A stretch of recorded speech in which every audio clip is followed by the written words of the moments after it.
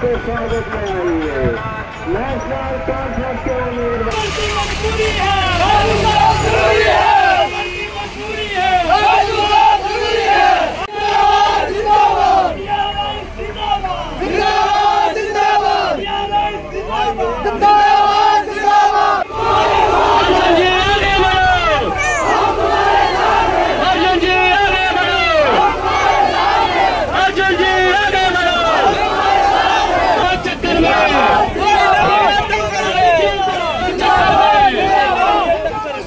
देखिए, जहां तक आप रिस्पांस की बात करें, आप रामबन के हर एक इलाके की हमने उसको खाक छानी है और हर एक इलाके से भारी हमें जो समर्थन मिल रहा है, चाहे हमारे नौजवान हैं, हमारे बुजुर्ग हैं, महिलाएं हैं, जितने भी साथी हैं, तमाम लोगों का और उन लोगों का समर्थन का एक ही कारण है कि जिस तरीके के 10 साल उनके साथ नाइंसाफी गुजरी है, जिस तरीके से 10 साल उनके जाया हुए हैं, और वो इसी उम्मीद से हर एक जो है नजर से ये देख रहा है कि अब जो है नेशनल कॉन्फ्रेंस की सरकार बनने जा रही है और वो सरकार होगी नौजवानों के लिए होगी, बेरोजगारों के लिए होगी, महिलाओं के लिए होगी और तमाम उन लोगों के लिए जिनके साथ जो नाइंसाफी हुई है, ये सरकार वो बनने वाली है। इसलिए जो है तमाम लोगों की नजरें हमारे पर है और एक उम्मीद है कि एक आने वाला जो भविष्य है वो एक सुनहरा भविष्य होगा। देखिए, जमहूरियत में हर एक को हक है आवाम के बीच में जाने का और हम हर एक कैंडिडेट की कदर करते हैं। वो हमारे भाई हैं, उनका अपना एक मंशूर होगा, चाहे वो इंडिपेंडेंट लोग हैं, चाहे वो भाजपा से हैं।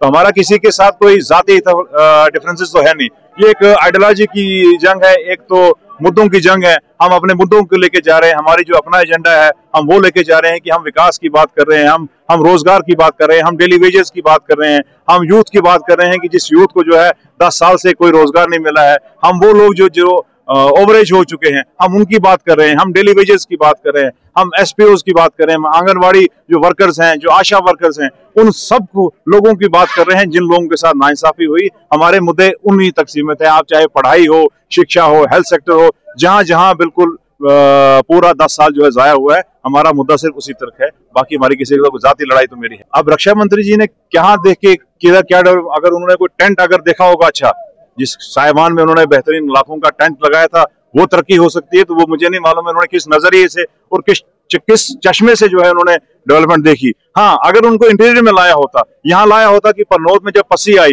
तो किस तरीके का लोगों को अभी तक उनको मुआवजा नहीं मिला, डलवास में जो पस्सी आई है वहां तक अभी लोगों को कोई मुआवजा नहीं मिला है, जो 10 साल से एक भी टीचर भर्ती नहीं हुई, डेली वेजर आपका सड़क पर है, आंगनवाड़ी वर्कर आपके सड़क पर है, जो हमारे वीडीसी एसपीओस हैं वो अभी तक जो है 25 साल से अगर वो तड़प रहे हैं, तो अगर वो उन लोगों की अगर उनको नजर नहीं आ रही है तो डेवलपमेंट अगर हुई होगी तो कहीं भाजपा के कुछ 2-4 लोगों की हुई होगी, उसमें तो अच्छा बात है। किसी बड़े घर में अगर बैठे होंगे तो वहां उनकी तरक्की देखी होगी तो वो हो ही होगी, लेकिन आम आवाम की जो है, आम गरीब आदमी की जो है, मुझे लगता है हालात बहुत से बदतर हुई है। अनएम्प्लॉयमेंट का आप रेशियो देखिए, JNK नंबर 1 पर पहुंच चुका है। आपका हेल्थ इंडेक्स में देखिए, रामबन हॉस्पिटल की बात कीजिए आप, बिल्कुल खस्ता हालात है। आप तो पहले भी कितनी बार हम इस पर मुद्दे उठाए हैं।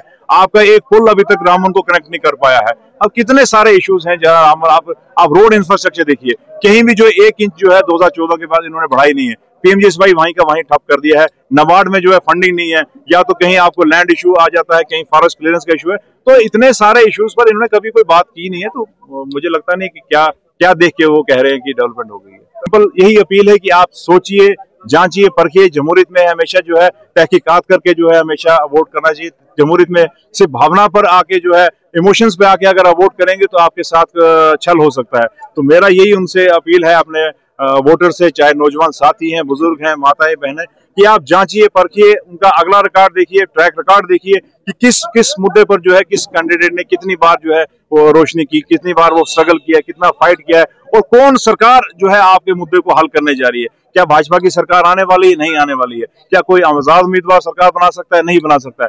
तो जब सरकार नेशनल कॉन्फ्रेंस और कांग्रेस की आने वाली है, जब कोalition की सरकार आने वाली है, और किन मुद्दों पर आ रही है, जहां चाहे वो बिजली की अगर बात करें, उधर 200 यूनिट फ्री की हम बात करें, हम 1 लाख जो है नौजवानों को जो है रोजगार की बात कर रहे हैं, हम चाहे वो सिलेंडर की बात कर रहे हैं, चाहे कितने सारे हम यूनिवर्सिटीज की बात कर रहे हैं, इस चनाब वैली को हम डिविजनल स्टेटस देने की बात कर रहे हैं। तो इतने सारे जो हमारे पास जो डेवलपमेंट इश्यूज हैं, हम उन पर बात कर रहे हैं। तो उनको सोच समझ के, क्योंकि ये आने वाला मौका ऐसा मौका है कि जब आपका MLA भी उसी पार्टी का होगा जिस पार्टी की सरकार बननी है, और जब आप देखिए जब सरकार एक हो, MLA एक हो, तो तरक्याती काम भी ज्यादा होते हैं और उसमें लोगों को रियायत भी ज्यादा मिलती है।